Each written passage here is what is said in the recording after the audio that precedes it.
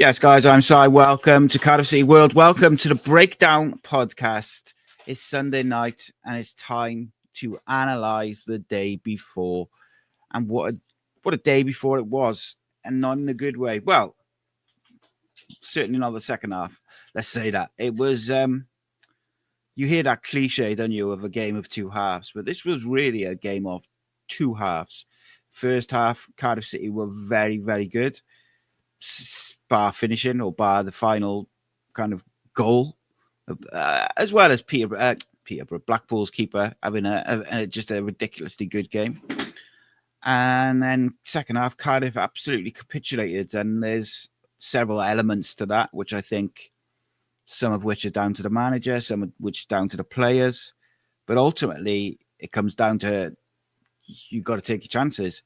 And I think anybody who's played football at any level knows that if you don't take your chances, you will or can end up losing a game or being punished. And ultimately, Cardiff should have been at least 2 up in the first half or half time, at least 2 up.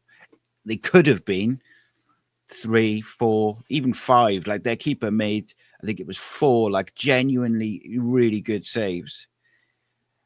There was a couple, obviously, which were connected well with, but went straight to the keeper. But we got in behind Blackpool and cut Blackpool open time and time again in the first half after weathering the storm of the first 10 minutes. And then the second half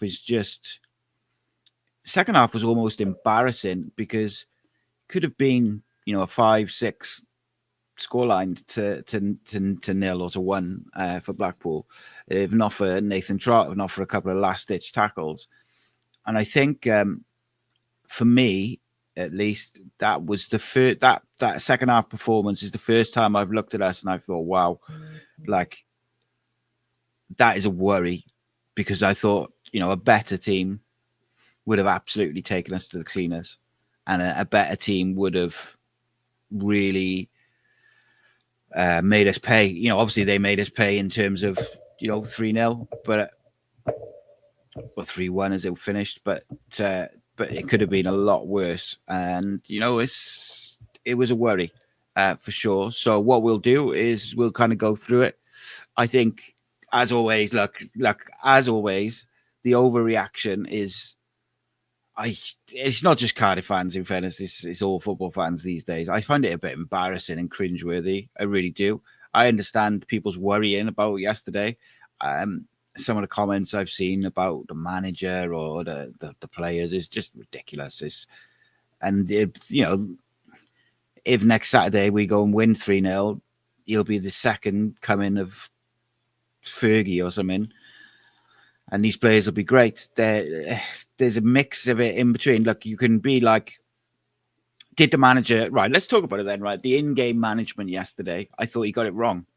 But equally, he's done a similar gamble at Leyton Orient gone early with the 4-4-2, and got us back in the game, and we won the game. So you can understand why he took that gamble. Now, for me, I would have preferred him to have looked at the game, looked at the opposition, and maybe gone, right, maybe don't go so early with the 4-4-2, because we played into Ian Everett's hands completely and utterly. And look, not one to sort of to blow my own trumpet, as it were, but if you look at the tactical showdown video that we put out on Friday, a lot, if not all, of the kind of things that we pointed to with Ian Everett's side came to pass. We said they would start really fast. We said that they would press high and aggressive. We said that they would use the channels. They'd be quite direct. And yes, it's one of those, but we're always susceptible to the transition being the way that Brian Barry Murphy likes to play. But I do think that you can get away with that to a certain extent if you make small tweaks as such, like we did against Wrexham. We gave Wrexham a bit of respect, and we moved our number 8 a bit deeper, and we were structurally much more sound in the transition, even when Wrexham were chasing the game. Now, it wasn't Wrexham's best side by any means, but they were still chasing the game, and they never really had troubled us on the transition. I thought, like, you know, you go back into social media at 3:35 yesterday, and everybody is saying how well Cardiff are playing, how good the midfield balance is, and how, you know, we should be a couple up here at least. You know, it's all great. And of course, it falls apart in the second half. I'm not saying any different. It did. It was that second half of performance was the worst performance under Brian Barry Murphy. But I would argue the first half performance after the first 10 minutes was as good as we've played all season. We haven't got behind and cut teams apart the way we did to Blackpool in the first half to anybody else, even Plymouth and Rotherham, who we put to bed comfortably. Now, I don't really get the Turnbull thing. I know Ryan Wintle, I don't know, but I believe Ryan Wintle's got some sort of knock or illness that is meaning that he's not playing at the moment, but he's on the bench. And for me, if we were going to make a change in the midfield to freshen things up, I think if it was me, and I'm by no means saying I know more than Brian Barry Murphy, of course not, but I'm just saying if it was me, I felt like what we would have been more beneficial to us would have been to put Wintle in the 6 to make sure that because we were obviously going to push up once they scored one. We were going to try and win the game if they hadn't scored anyway. So we were going to be aggressive. Is you put Wintle in the 6 and then either take Joel Colwell off, or you take Joel Colwell off and put Alex Robertson, give him a bit more freedom in the 8, or you take Alex off and you put Wintle in there. I just think we were naive yesterday, is what I would call it. We didn't need to go 4-4-2. Like, I just don't really understand it. And people forget as well, like, Peacock Farrell won't have a game like that all season. Like, the guy was unbelievable. What a performance. Some incredible saves in that first half. Like, genuinely top saves. But the first half, I thought the balance in our midfield looked really, really nice. I would almost argue the best it's looked. I thought Alex Robertson looked really good. He was reading the game well. He does it slightly different to what Ryan Wintle does, of course, because Ryan Wintle's a bit more of a defensive version of it. But I thought Alex read the game really well. He tidied it up nicely. And then he was just moving it about nice. And he moves it. And what I like about him is he moves it off minimal touches. And that meant that we were getting the ball into Joel, to Ruben, to Kian really quickly. And then we were playing nice little triangles and getting him behind Blackpool. That's clearly the way the manager wants to play. And I think in the home games, that's the midfield I'd probably be going with. Away games, or games where we know it's going to be a bit more physical, or a bit more of a midfield battle, war of attrition, so to speak, then of course go with Ryan Wintle. Ryan Wintle's been pretty faultless this season. I think he's only had 1 or 2 bad games all season. And I've seen a few people, I think I saw it just now in the comments, I've seen a few people saying he's a tinker man and this. I don't think, there's two aspects to it, right? You got a squad of whatever, 20, 25 people, whatever it is. I don't know I can't remember what the exact number is. But the point being, you do have to try and keep everyone happy, because you will need them at different points. You might need them in a certain situation. You might need someone if someone gets sent off. So you need them to be on board with the project, so that they're buying into it and they're going to be raring to go, etc. But equally, Dylan Lawler and Will Fish have both got knocks that are being managed in terms of they can't always play week in, week out. Callum Chambers has been really good recently. I thought his performance encapsulated the whole team's performance yesterday, because he did some really good stuff, and then equally he did some pretty horrific stuff which I couldn't understand what he was trying to do. And I think that kind of encapsulates everything. But it was not just down to him. There was a few performances like that. Dylan had an off game. Well, I say that in the first half, I thought he was unreal.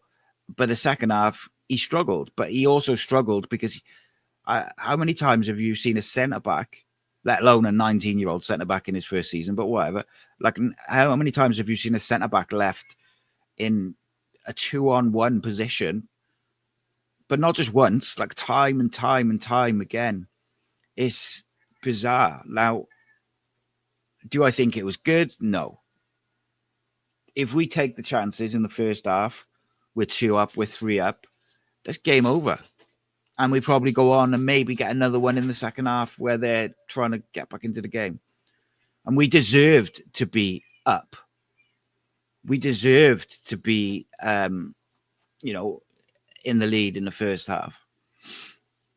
And it's interesting because I thought in the first half, I thought Ashley Fletcher was really quite poor in the first half. But as soon as he got that goal, and we gave him far too much room, and that probably was on Dylan to a certain extent. Gave him a little bit too much room. I don't know if he lost his bearings a little bit, but learning curve, isn't it, at the end of the day for him. And he made, a couple of last-ditch tackles later on in the game. So it's not like, again, like, is any individual to blame? I thought Nathan tried a pretty off game. Like, he makes a couple of one-on-one saves, but I thought I don't know what it was. There was just something he felt to me like he was a bit off. Like, we know he has been what Peacock Farrell was for Blackpool for us, just making save after save after save. But ultimately, do I think individuals kind of weren't as good as they could be or made some puzzling decisions? Yeah, I do. In the second half particularly, I thought some individuals made some poor decisions. But I also thought in the first half, those individuals were largely very, very good. But I do think the manager's got to shoulder a bit of that yesterday. Because, and everybody knows how highly I rate him, what a big fan of his I am, what a big fan of his work I am. Like, that's not a secret. But I thought he got his in-game management wrong yesterday. Because every game isn't the same. The situation might be the same in terms of the scoreline. Like, you might be losing 2-1 or whatever, or you might be losing 1-0 or 20 minutes to go, but not every game is the same. And I think we all kind of knew how Blackpool were going to play. Ian Evatt is quite similar to BBM in that he's got a way of playing. He doesn't vary too much either side of that, like in terms of veering off from the way he would like to play football. Now, I don't think there's anything wrong with that, particularly for any manager, because I think all managers have to have a level of stubbornness about them. And if they don't, that tends to be when they lose the dressing room. So it's one of those. I understand people's frustration because on paper you look at the league and you think, well, we should be beating Blackpool. But Blackpool, they had already picked up a little bit of form, new manager bounce when Ian Evatt came in a couple of games ago. And I said in the preview and the tactical showdown, it was going to be a real hard game. Add to the fact that Ian Evatt would have been desperate to prove a point and beat Cardiff, beat Brian Barry Murphy. 100%. So there was a lot of different elements to it. The first half, honestly, I was purring. I just thought it was sensational. Some of the football we played was unbelievable, but it was missing that one goal. There was one which Ruben hit with his left foot and it was going in the bottom corner. And the keeper gets like a fingertip to it. That goes in. Any of those just nestled. Kellyman's one goes in. That's it. You get one. And like I've said many times this season, when this Cardiff City side gets one goal ahead, they're very, very difficult to play against. We didn't get the goal. We weren't clinical. And from there, obviously it falls apart in the second half. I didn't think the substitutes had a great impact. In fact, I'm trying to think. I thought they were I thought our substitutes were pretty poor, all of them, if I'm honest. And again, not blaming individuals, not blaming them by any means, but they didn't have the impact you're hoping for substitutes to have. At the very least, you're hoping that the substitutes are going to give you fresh legs, give you a bit of impetus. And I thought they left us more open, probably more so down to the change in shape. But I thought Turnbull again was very slow. He wants 4, 5, 6 touches rather than the 2 where we play well. I thought Callum Robinson was off it a little bit. Didn't look, like he was. You look at the work that Fletcher and Bloxham put in for Blackpool, Josh Bowler put in for Blackpool. They ran their socks off. I don't know if our substitutes did that. I thought Isaac did okay. And obviously, we do need to get to a point where Alex Robertson can play 90 minutes, where Omari Kellyman can play 90 minutes. But outside of that, if you go through that first half performance, all of the players played pretty well.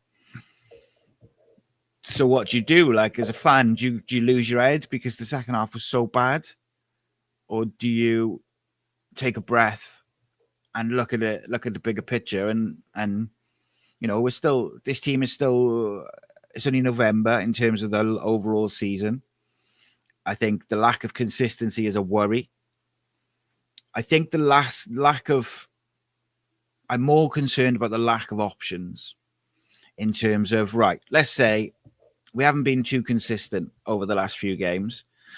Let's say after this international break, the manager wants to freshen it up a little bit. Let's change some things up to give us a bit of zip and a bit of something to go into this next sort of, well, this is it now, the winter slot of the season. You're going into the end of November, December and Christmas. We all know how important that element of the season is. So how can let's freshen it up? Well, I mean, you could put Callum Robinson in instead of Salic. I would argue before yesterday, Salic, I think, has been very good lately. His link-up play has been very good, been scoring and the rest of it. But yesterday, he reverted back to what he was doing at the start of the season, which is he was more concerned with wrestling the centre-back. However, in his defence, I will say they had 3 centre-backs to 1 forward, and the one centre-back, who was it? I think it was Horsfall, was just hugging him all the time. So if the centre-back is just hugging you all the time, every time the ball comes near him, he's just hugging him and not quite sure what he's supposed to do to get away from him, because the referee was clearly, as always, not giving us anything. So then it becomes this bit of an issue, So disappointing. Another thing which I highlighted in I don't know if it was the preview or the tactical showdown video, but I said about George Honeyman would be the one who, if he gets to dictate the tempo and he gets to sort of pull the strings, he's going to really be a problem. And I thought he was excellent all game. Every bit of his experience, controlled the tempo, when to slow the game down, when to keep hold of the ball, when to put it in the channel, when to go to the striker direct. Thought he was very good. And I had a discussion with a friend of mine about who doesn't think that Alex Robertson is a 6. But I thought he did quite well. And I could argue that when he came off, we kind of fell apart a bit in the midfield. We really fell apart. After Alex Robertson came off, Ruben wasn't able to have anywhere near the impact he'd had earlier on in the game, because essentially it was probably because he was so deep. But I mean, it's one of those, Kellyman was all right in little spells, but we need him to be we need a performance like we had from him against Wrexham, where it was a full 45. You need that consistency within the game as well, as match to match.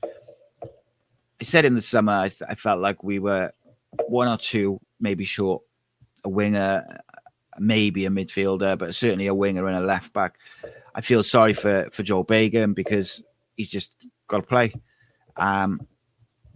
it'll be the kids on Tuesday. So hopefully they all get a break. And I really hope that the ones who are not with their, on international duty, I really hope they just give them the night off. But, pay the fine, whatever it is. Just play the kids on Tuesday. Give them a night off to sort their heads out and then go again after the international break, because we got to find some consistency going into this December period. That is such a vital period, and it killed us last year. The run up into Christmas and over Christmas absolutely just wiped us out. But let's have a look at what some of you guys are saying. As always, we like to be interactive. So of course you could drop a comment, and hopefully I'll try and get through as many as I can. If you're desperate for your comment to be read out, and you just it's got to be read out because it's that either important or it's that you think it's a real good point, you can leave a super chat and they'll all get read out. But let's have a look. Matty Angel, evening, mate. How are you? Paul, hope you're good. So Macanish says BBM is Tinkerman too. I knew I'd seen it. So see, I disagree and I agree with that.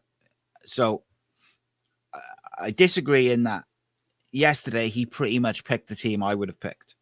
So I'd be disingenuous if I then criticized him for changes or whatnot. If I was picking it and everyone was fit, I think I'd have Fish in there. Probably about what I would have picked. But he's got one. You got to keep players happy and give them minutes and keep them fresh. Two, we've playing a lot of games, so you got to try and keep players fit. And then, three, he's obviously, I don't think he knows what his best 11 is yet either. Which could be classed as a worry. I think at the start of the season he seemed to know this is my back four, this is my midfield, and now that seems less clear. But I don't know. I think that's more because at the start of the season, Perry NG was out and a few others were out. So he didn't have to make a decision on those players because they weren't available. So I don't necessarily think it's... I wouldn't say... I don't know. Because I agree that the changing of the back four, for instance, I said that the other day, is been a bit of an issue for us recently. However, I don't think Callum Chambers plays yesterday if Will Fish is fit. For me, I think Will Fish would play every time if he was fit. So, yeah, it's one of them, JT says, can't believe the BBM pylon fan base doesn't know what it wants. 2 points off top with a game in hand, quarterfinals of a major cup. And that's it, isn't it? When you look at the bigger picture, I understand the frustration and the kind of the worrying or whatever about last night or yesterday's performance, the second half. I understand about that. I understand about being worried about the what's it called? I can't think of the word, which is always handy. The performances haven't been consistent recently, and so I understand that worry about consistency. But I think that we've also shown enough, even yesterday. You look at that first half and you think, right, if that's what we're going to be like, if we can find consistency, then yes, we need to find consistency, and he needs to find a way to get that consistency. But also, it's do you know what I mean? There's glimpses of what he's trying to do. It's early days in his in his run. So it's yeah, it is what it is, isn't it? As we said all along, the team's young. It's going to get better. They're going to get better individually and collectively. The manager is been here 3 months, 4 months, 3.5, 4 months. It's still early days in his run. And when we're playing a completely different style of football, I just think people need to relax a little bit. I understand frustration. I understand analysing performances and not being happy with certain things, but like, just chill a little bit, innit? Paul says, is it tactics, tinkering, or teams working us out? I think it's an element of all, isn't it? Like, I think tactically, the way that Brian Barry Murphy generally sets us up with a single pivot, with the two sort of midfielders in Ruben plus the other pushing really high, that leaves you super exposed on the transition. So there's two reasons why I think, or there's two elements to what I think we have done at times this season that we're not doing as much at the moment. That was meaning we weren't as exposed earlier in the season. So one is at the start of the season, Joel Bagan more so, but Capaccio now and again were inverting alongside Wintle. But as the season's gone on, Bagan's clearly been told to overlap more, which obviously leaves you more exposed, especially down the sides. So that's one element. The fullbacks are not inverting anymore. It's more that one of the centre backs tries to push up tight, which if comes off, great, looks really good. If it doesn't come off, you are literally, like you saw yesterday, left with at least 1-on-1, if not 2-on-1. So that's the tactical side of it.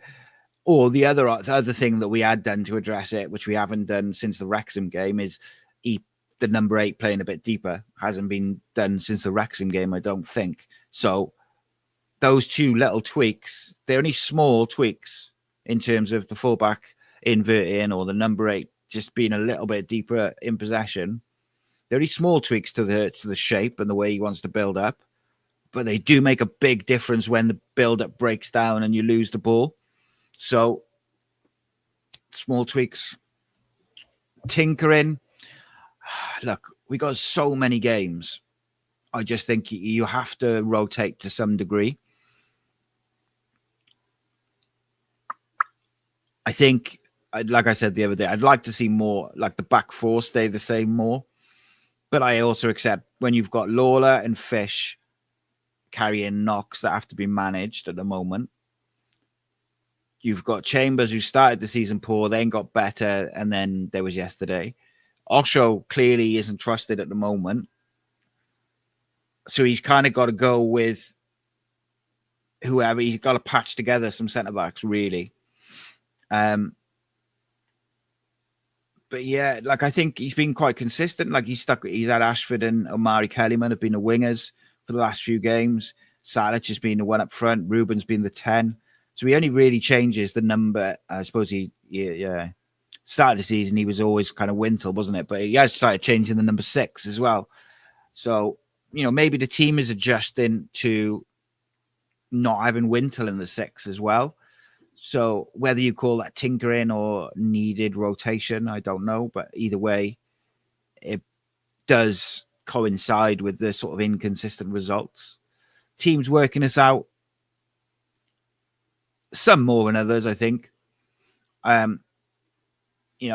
think Ian Evatt is going to play the way Ian Evatt plays, and he'll play that way, whatever. And I think he'll play that way against some teams, and he'll come off like he did yesterday, and then other teams will cut him up. We could have been, like I said, 3 up at half time, and he looks silly for trying to go all guns blazing against the team who are at the top of the league. But we didn't take our chances, so it kind of is what it is. But I do think there's an element to teams working us out.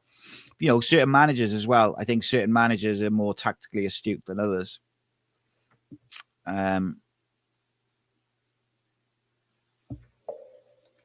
McAdee says BBM needs to stop trying to please players and play your best 11. So I don't necessarily think it's about pleasing players, but you've got to keep them on board. Like, you want everyone pulling in the same direction. And the way you do that is you give them minutes, ultimately. If someone doesn't get minutes, then they start to feel separate from the group. And you got to manage the changing room at the end of the day, like as part of being a manager. But I do agree, I would like to see us play. But then,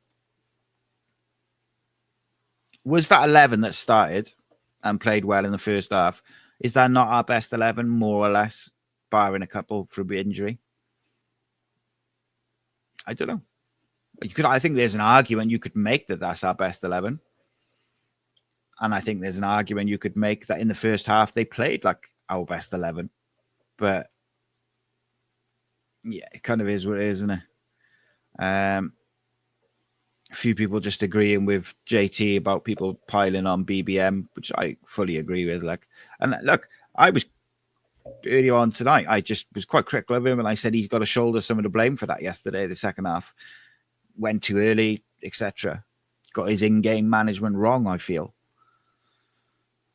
But I just don't want him sacked. I don't want him. Do you know what I mean? Like, first half was brilliant. What did I call the title? Brilliant. Second half was broken. The only thing missing in the first half was the finishing touch. And it's funny, when thinking about potential January signings, not once had I thought about a striker really until I did the show with Matt on Wednesday, I think it was. And he said, I asked him what positions he would sign in January, and he said a striker. And then the more I thought about it, I was like, oh, do you know what? I think I would, because I do think both will end up. It's funny. I think if we don't sign a striker, I do think Robinson and Salic will probably both end up with at least 15 goals apiece this season. But I don't think either one of them has been quite as prolific as what we thought they would be. And I think there's definitely an argument that you could say we didn't, we haven't played to their strength, or we haven't put the ball in the box enough for Salic. But we did create chances yesterday, a lot of chances, and we just didn't take them. I'm trying to think off the top of my head, how many did Salic miss? Like, how many chances out of all the chances we had, how many did Salic have? I think there was one, maybe two. Not loads, seemed to be the runners, which was getting the opportunities rather than the people in waiting in the box sort of thing. Reese Lasky says everyone just needs to chill. A couple of people agreeing with JT. Macanish says drop Turnbull. Hate saying it as a fellow Scot, but you got to drop him. Don't play Chambers with Lawler. Play him with Fish or DM. Yeah, I don't think Chambers in the 6 is any better than Wintle or Robertson, if I'm honest. Maybe it gives you a little bit more defensive security. And maybe that's the tactical tweak he needs. Rather, if he's not going to want to drop his number 8 a bit deeper, maybe his best bet would be to put an Osho or a Chambers in that 6 to give a bit more defensive solidity. I don't know. Martin says there's no game next week, so no second coming, I'm afraid. Yeah. Matthew asked the question, is he a victim of his own early success? First 10 games flying. He's been open in all press conferences saying there'll be bumps in the road for a variety of reasons. So, yes, it's going to happen. Yeah, he's been honest, mate. Anyone who thought we were going to go the whole season unbeaten and just walk this league, I think we're kidding themselves. Because, yes, we've got a good side, but they're so young. We're inconsistent. We had 6 academy graduates in the starting 11 yesterday afternoon, 6. So, of course, it's going to be up and down. And that was a steep learning curve for the young players yesterday, second half, because we got absolutely torn apart, largely through our own sort of tactics and missteps, giving the ball away and stuff. And one of the things they've got to learn about naivety is when you're going all out attack and people are bombing forward and one of your centre-backs is bombing forward, whatever you do, don't lose the ball. That's the one most important thing. Do not lose the ball. Do not give the ball away. Do not get caught on the ball. But yeah, Matt, I do think you've got a point there, mate. He probably is being a victim of his own early success. Imagine, the first 10 games we won 7-6, drew a few, lost 1 or 2. And do you know what I mean? Maybe then people wouldn't be so oh my God, we're falling apart. Because it was a bit more sort of stop-starty at the beginning. JT says a lot of previous managers and players wouldn't have faced the away end after being so soundly beaten. BBM did. Yeah, 100%, mate. Matt, and I agree with this even more so. Matthew says, let's get behind him and the squad. We are still up there, for fuck's sake. Yes, we are, mate. But you were so negative last night, Matthew. Negative Nancy's. He did, yeah. I think, Reach, there, you're right there. Like, BBM has created the expectation by the good start. 1927, GB says, I don't think we're having this conversation today if we are clinical. We're not, and we just claps chasing the game. Yeah, we just got caught chasing the game. Like, you put your chances away yesterday, and we're just talking about an unbelievable performance. Because that first half performance, you go in at 2-3-0. That second half performance then becomes just you sit with like a nice 5 at the back. You sit in, you let the attacking players do their thing. Maybe you get a couple of goals. And we're going, wow, what a performance. That's what you get when you pick your best 11, blah, blah, blah. We all know, come on. Football is football, isn't it? We've all watched it long enough to know that doesn't always happen. And the football gods always make you pay if you don't take your chances. McAnish says, I think we've been naive but got lucky earlier season, but the flaws have stayed and not gone as we're moving on. I can't keep making the same mistakes and not expect teams to react. I think that's a little bit harsh, mate. I think by and large, the games we've won, we've deserved to win. We've got a couple of draws where we probably just dug them out. You know, their keeper made ridiculous. I think he made like 10 key saves yesterday. Something stupid like that. It was ridiculous. I agree with you that you can't keep doing the same thing over and over again. And I agree. Like I said a couple of times, like I do think against certain teams, we have to give them a bit more respect and be a bit more astute in the transition, whether that's the fullback inverts or whether that's the number 8 is a bit deeper. You know, you can still be attacking and have rotations and patterns of play. Just make sure that you're not getting exposed when every time you lose the ball.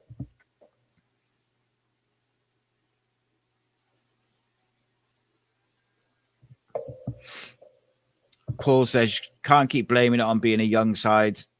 Yep, they're learning, but are they learning from these defeats? We're still making the same mistakes and not putting away our chances.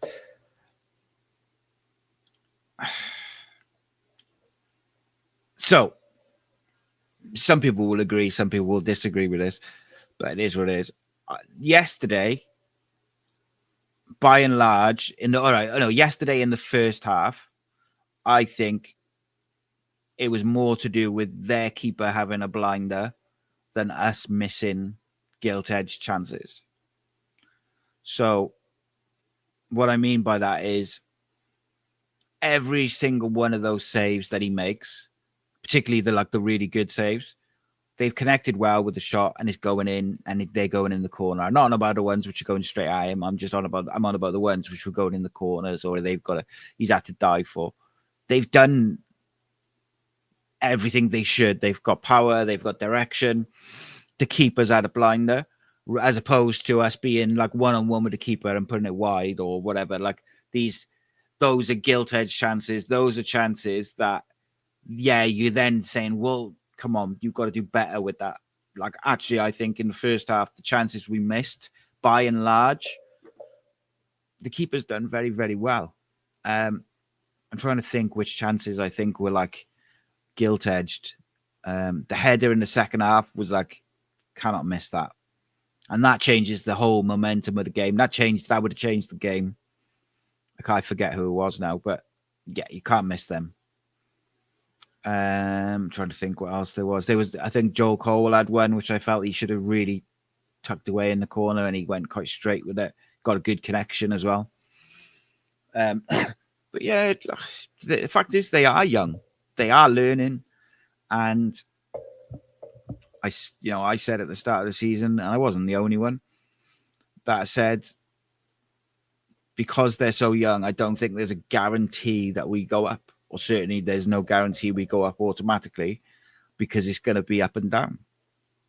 I'm hopeful that we will go up because I think that they're very, very good young players. But when you're learning on the job, it is difficult to find and maintain consistency. JT says Peacock Farrell was prime Buffon yesterday. 10 saves, 9 times out of 10, you win a game away from home, creating that many chances. It was a freak result. Let's calm down. Don't disagree with that whatsoever, mate. Jonathan says, what's your thoughts on Middlesbrough and Celtic being linked with BBM? I'm not surprised, mate. Yeah, they won't be the last ones to be linked with him. I would be flabbergasted, shocked, and any other word you could think of if he was to go anywhere. Like, I really would. He's moved his family down here. He loves Cardiff. He loves the fans. There's, no reason why I could see him going anywhere. Unless, like, a Man City came in for him or something like that. I just couldn't see him. And I'm not saying any word. I'm just saying, for example, I just don't see him going. He's so early. He's 4 months into his project. And 4 months into a project, which I think if you zoom out, and you just relax a little bit, for the first 4 months have been all right. McInerney says, I'm not blaming the youngsters, it's the older pros who haven't done their jobs. Yeah, I don't disagree with that. But then yesterday, mate, like our side yesterday, did we have any older pros on the pitch? I'm trying to think. Only Chambers, really. He was the only experienced player from the start. Maybe that's the problem, because we only had, it was Chambers and then everybody else is under 24, I think. So maybe we needed a bit more experience out there. But then the first half wasn't a problem, was it? Really? Apart from the first 10 minutes. Yeah, Reece is spot on there. Reece Lasky says, we'll learn from these defeats. It doesn't just happen overnight, unfortunately. 100%. 100%. 1927 GB says, this is what I expected more this season with a young squad. Inconsistency. Maybe our start raised expectations. But I do think people in our fan base overreact and sensationalize to suit their agenda. Yeah, mate, the thing is, right, it is very much the way of a modern football fan. I will say that. And look, some people will disagree with me tonight, and some people will say, oh, you're too positive about it or whatever, which is first time in my life I've ever been accused of that. But that's another story. Or they'll say, like, some people will want to sensationalize it, and they'll do videos or articles or whatever, and they'll sensationalize it to get clicks. I'm never going to do that. I don't know what to tell you. Like, Reece says, on another day we'd have scored 3 or 4, if not more. Yeah, I agree with that completely, mate.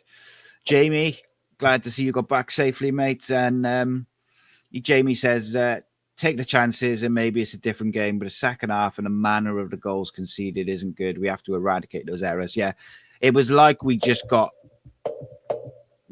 abandoned all defensive thought in the second half, and you can't do that. At a professional level of football, you cannot do that. I would expect that of grassroots, and even grassroots coaches would have stopped that. And we didn't seem to. Do you know one thing which did worry me? Is that after they got through one-on-one twice, they didn't adjust. They didn't do anything to stop them doing. They kept happening. We didn't address it. We didn't try and change anything to make sure we weren't just going to let them go one-on-one. And I get it. Like, you're 2-0 down, then you're 3-0 down. But yeah, let's make sure it's not 7-6 or something as well, is it? McInerney says Dylan couldn't handle Fletcher. Just don't even know if I agree with that. Maybe Fletcher did nothing in the first half. There was one player. What was his name on? I think he was playing on the right. Hamilton, I think his name was. He was a terrible, terrible footballer. Every time he got the ball, it felt like he just sort of stumbled it out of play. But Fletcher was a different animal after he scored.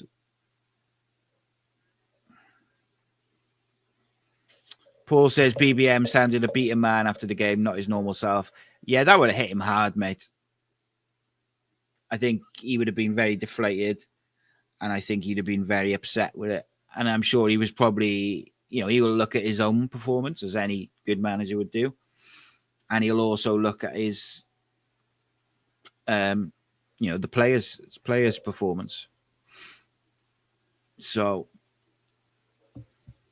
Reece says, I think he was far from a beaten man, just deflated after a poor result, most probably. When largely we played well, it's harder to take. Yeah, I had a conversation with someone last night, a friend of mine, and he's like, in many ways, I can't work out how we lost that game of football.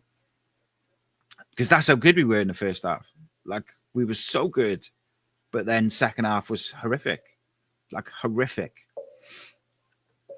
Paul says, Dylan was exposed by us pushing too many forward, 2-on-1, difficult for any standard of play. 100%, mate. Then it was time and time again. And he still managed to, block a couple of shots and win the ball back once or twice, like when he probably had no right to do so. Reece says he was still amazing on the ball, so I'd let Lawler off. He alone calmed our back line down. First half for me, so mature for a young boy. Yeah, his first half performance was incredible. And Wales 123-100 says no need to panic, but we got to wise up. Yeah, wise up is the term I used yesterday after the game. I don't think there's a need to panic. And in many ways, the first half, there's a lot of positives. Kellyman looked good again. Ruben ran the game. Alex Robertson was really good in the sixth. That midfield of Robertson and the Colwell brothers was really good. Keane looked decent. All of them looked decent in the first half. So I think you can take some positives from that. Second half, I'm struggling to find a positive. Salic got a goal. There's one. Difficult, isn't it? Blackpool spent a bit of cash in the summer. They'll be, and Everett is a decent manager for this level. He'll do well. I wouldn't be surprised to see Blackpool right up there come the end of the day. Jamie, on the reaction after the game, said it was mixed, but just general frustration. And then he added, it's the manner of the goals which led to my frustration, I'd say. Yeah, that it was really naive, mate, wasn't it? And like, for me, once they got through one-on-one twice, you got to shut up shop a little bit. And once it goes 3-0 as well, I think any team has the responsibility, any team in the world now, when you're 3-0 down and you're as open and playing like that, you have a responsibility as professionals to your own fans to make sure you don't get dicked like 5-6-0 or worse. And, if Blackpool had finished their chances, if Capaccio doesn't clear it off the line, if Dylan doesn't make a couple of last-ditch tackles, it could have been worse because that's how bad it was in the second half. And I think that and the manner of it, we didn't learn from it in-game. You have to learn quickly in football, and you can't keep doing the same thing and expecting a different result. And this is a good point from Jamie as well, mind. It's been a long 14 days. They need to learn in the break, coaches and players alike. I think I was speaking to someone, James, who's done all the traveling with you, and they were just saying it's been brutal on the fans, to all the traveling over the last couple of weeks. And that's the same for the young kid, the young players, the managers, the coaches. This international break has probably come at a good time. But I agree with you, mate. They got to learn that it was a naive performance yesterday. And I agree with this from McAnish, fully with this. He says, I think the frustration follows on from last season. Last year, we expected us to eventually escape. This season, we're expecting to kick on when chances happen. Oh, mate, but then I agree with that. But then on the other hand, right, how we're playing now this season is night and day to last year. We barely created a chance all season last year. We created about bloody 7 yesterday in the first half. So that in itself is a plus, I think. Jamie says, on the subs, I think we could possibly be more reactive. It's that magic number 60. We possibly needed to change it earlier.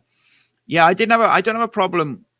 I agree with you in that we could have made a change earlier, get some fresh legs or someone to do something different on 100%. I just thought we didn't need to go 4-4-2 so early, because that played right into their hands, and then we were just left very exposed.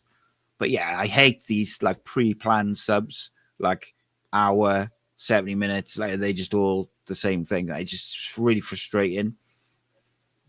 In fairness to Brian Barry Murphy, his in-game management and reading of the game with subs has generally been pretty good. He's like rescued some points with his subs, so you gotta, be fair in that. And just thought he got it wrong yesterday. That's all. And again, some people will think that they were the right subs. They just didn't work. I just thought they weren't the right subs at the right time, at least. Reese says we need to realize that there's no God-given right to beat anyone in this league and just accept it's going to be a tough slog all season. Of course it is, mate. Every team wants to beat us. We're the Welsh team in the league. We're down from the championship. Everyone's raving about all of these incredible players, these incredible youngsters we got. There's 3 reasons why every team wants to beat us. Add into that yesterday that the manager thought he was going to be the Cardiff manager. He would have been desperate to beat Cardiff yesterday. Desperate for it. Matthew says, it's a great point, Jamie. Agree with that 100%. Always wait for the 60-minute mark. It was too late yesterday. It's never too late, but yeah. Reese says, to be fair, he did make changes even in the first half and at halftime during the opening 5 league games, but since then has waited to 60 minutes to change, and they seem a little more pre-planned than they did earlier. Yeah. Don't disagree with that, mate. Jamie says 6 days preparation, and it seemed like second half we had no result, no plan B. When we conceded, take the blow. It's been shit, excluding Wrexham. Now learn. Only Bolton gained on us, which is thankful. Yeah, and I think this goes to show we're not as bad as we think we are in terms of in comparison to other teams in the league, because we have had a rocky time for probably the last 8 to 10 games, and we've done all right. So, well, not all right, but we haven't slid down the league or anything like that. 1927 GB says, to be fair but critical, we lack real pace in the transition to get in behind, and we lack a clinical edge. We do overplay, no early crosses, and no one can beat a man on the outside. We turn back and cut in. I mean, as a generality, I kind of agree, but I think Isaac gives you a bit of pace. Kellyman went inside and out yesterday, which I thought was good to see, and put in a couple of crosses. The problem is, because we have a habit of trying to work the ball when we're around the edge of the box, I thought there was a couple of chances where the ball went in and Salic wasn't expecting it. So he hadn't made the run, if that makes sense, because he wasn't expecting the cross. He was expecting us to, to play a little 1-2 or try and work it. So I guess it's kind of one of them, isn't it? You got to work out the best way. He's got to make the runs, but we've also got to put the ball in the box a bit more often as well. The refs give us nothing, Reese. Absolutely nothing. Paul says, why isn't Whittle playing? Is he carrying an injury? I think we missed him. He gives us our defensive security. Yeah, I agree with that. I think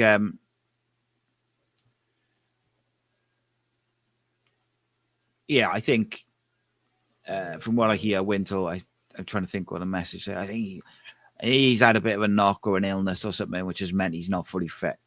But he's been on the bench. And, if Alex Robertson got sent off in the first 5 minutes yesterday, would Wintle have come on or would Turnbull have come on? I don't know, is the answer, but it's a strange one. EMWF1 UK says, come on, let's have a bit of balance. Some of the overreactions and ridiculous things I've seen online yesterday and today. Fuck me, man. We could have won 5-3 yesterday and no one would have any complaints. Yeah, I agree with that, mate. I agree with that. It's largely modern football fans, mate. And like, by and large, I'm proud of the community that we've built on this channel, in that generally, like, the people who watch and stuff and the people who are on it are quite balanced, and we're like, it's not as much overreactions. Of course, you know, at the end of the day, people are passionate and stuff, and particularly like straight after games, people are a bit more emotional. That's why I don't do the post-game shows. But yeah, like, when you take a step back, it's not the end of the world, but it's also not good either. Like, it was a problem yesterday. Jamie says, if we take our chances yesterday, it's a different game. We all know that. It's frustrating when it bites you in the arse. Like, yeah, it's the football gods, mate.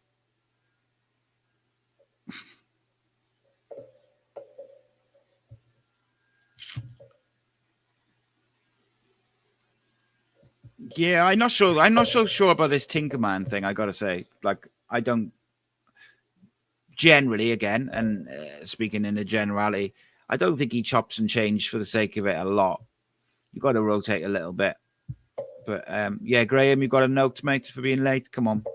You know what time we start on a Sunday. Yeah, Jamie says matches won and lost on moments, and we didn't take ours yesterday, unfortunately. Agree.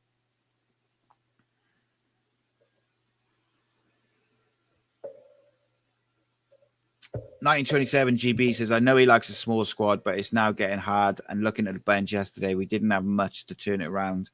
More like for like defenders, and Turnbull, who's been a big disappointment. Yeah, I don't disagree with that. Do you know what I'd really like to see him do? I'd really like to see him give Isaac a go through the middle, particularly if we're chasing a game, or if we're playing against a team like Blackpool, who are going to press. I think Isaac's pace to get in behind could be a real factor, and just, it's something different. I didn't think Callum Robinson offered anything yesterday, and Salic was caught up fighting with the defenders. You know, maybe not his fault, but he was. I would love to see Isaac, because I know BBM said earlier in the season he views him as a striker, but he plays for it on the wing as a necessity for the team. So I would love to see him do something different like that. And I'd like to see him, I think in January, I would really like to see us freshen the squad up a little bit. I really think we need pace. Get a left back, for God's sake, to give Joe Bagan a break before he has an injury. And like I've said many times before, I would go with a really athletic, physical monster midfielder if you could find one. But it's finding one, I guess, isn't it? 1927 GB says, having only signed a goalkeeper, Kellyman, and Osho, I'd say BBM has done a pretty good job. It's the makeup of the side that took us down, so there's no doubt he's made us better, and a quarter-final to come. 100%, mate. We got a game in hand and we go top. Do you know what I mean? Says it all, doesn't it? Says it all. People just need to relax. Yeah, and Matthew, I think I'll finish on this comment because it kind of rounds up how I feel and felt yesterday.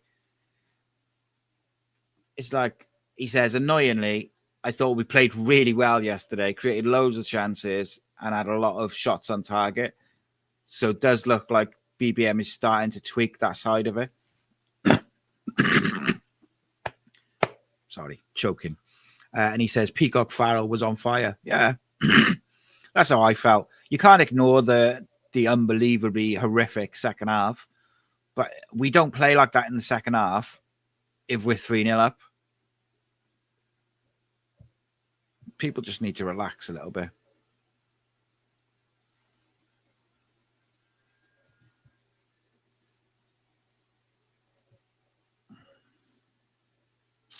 Right.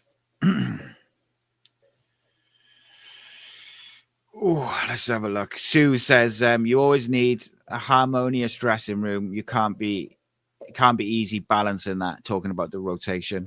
Yeah, agree with that. Jamie Anderson says, don't worry about a thing.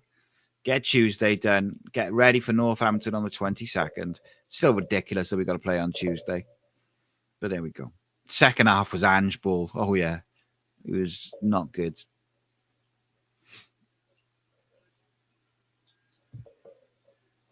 No, I see. I do disagree with you there, Graham. Graham, I just got to get involved in this. So Graham says, don't think it's moaning by a lot of fans. It's just pointing out where we see the problems. So I don't have a problem with someone going, God, yesterday, that second half was worrying, or that was bad, or go saying about the tactics, or even saying, what was so-and-so doing at this point or this point. I have no issue with that at all. I have an issue with, like, every time we win, it's like BBM is the savior, X, Y, and Z is the best player ever. And then when we lose, the same people are like, he's out of his depth. He doesn't know what he's doing. His tactics are screwing us over. Blah, blah, blah is not good enough. They should never play for the club again, etc., etc. Someone was saying after the was Reading game, I think. Was it? No. What was the game when Nakagawa played it across the field and then they scored in the last minute? Bolton. And someone was in the comments after that game saying Nakagawa should never play for Cardiff City again. It's just like, what are you on about? Like, come on. But yeah, by and large, I think we're relatively balanced on here and in the comments as well. There was people commentating on Blackpool. I can't remember what radio station it was, like a station up north. And they were saying Cardiff were easily the best team they've played all season in the first half.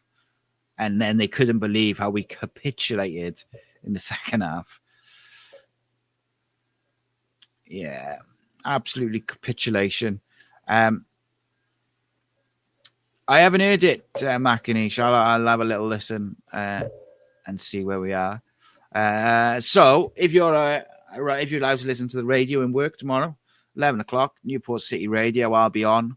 We'll be playing Guest of the Year. We'll be playing some good tunes. We'll be starting the week off with a bang, as it were.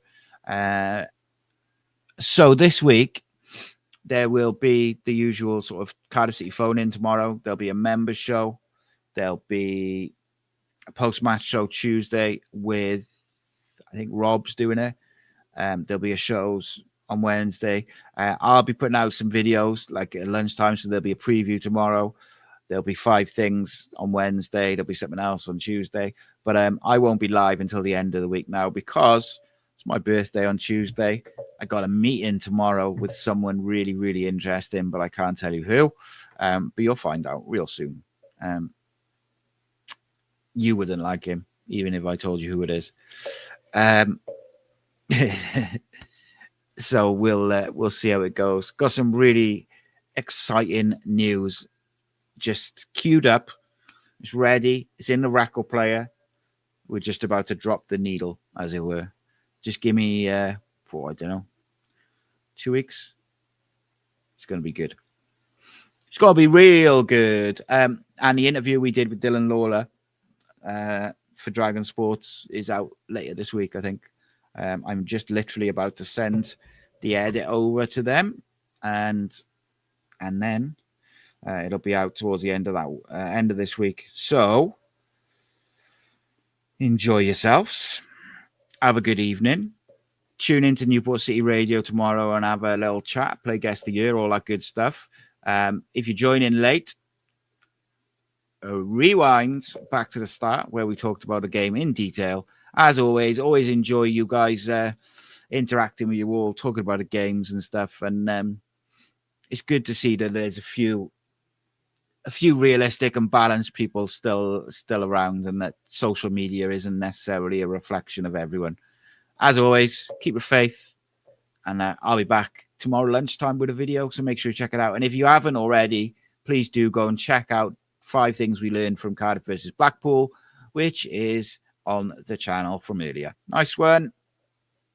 This channel is powered by an incredible membership community on Cardiff City World and patreon.com/AcePodcastNation. Becoming a member unlocks exclusive rewards from early access to live event tickets, bonus content, and even the occasional inside transfer scoop when we get it. But more importantly, it allows us to bring you top quality Cardiff City content 7 days a week. Across those 7 days, we're talking match previews, exclusive interviews, instant match reactions, the Breakdown podcast, tactical deep dives, the Spotlight series, Bluebirds Rewind, Academy Focus, and just so much more. Led by myself, backed by an army of passionate Cardiff City fans, this is content created by fans for fans. Balanced, professional, and 100% all about the club we all love. If you enjoy what we do, then join the community today and support what we are doing as we help to keep Cardiff City World flying high.